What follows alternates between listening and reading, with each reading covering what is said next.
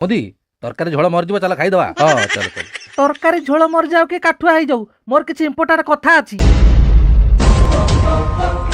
ଇନଷ୍ଟାଗ୍ରାମରେ ମୋ ପୁଅର ଫଲୋଅର୍ସ 775, ଆଉ ତମ ଝିଅର ଫଲୋଅର୍ସ 320। ତମ କଣ ଆମ ବରାବରୀ ଲୋକ?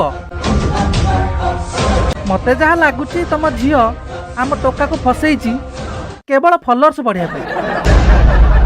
ନା ନା ମାଉସୀ, ଏମିତିଆ କହି ମୋ ପାଟି ଅଖାଡୁ କରନା। ହଁ ମାନୁଛି ଆମ ଝିଅର ତମଠୁ କମ୍ ଫଲୋଅର୍ସ ଅଛି, ତା ବୋଲିକି ତାମାନେ ନୁହଁ ଯେ ଏମିତି କଥା କହିବ।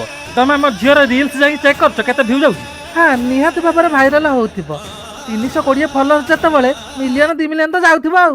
ଦେଖ ମାଉସୀ, ମୁଁ ଭାରି ଅଖାଡୁଆ ଲୋକ, ତମେ ପୁଣି ଗାଣ୍ଡି ନେବା କଥା କହୁଛ।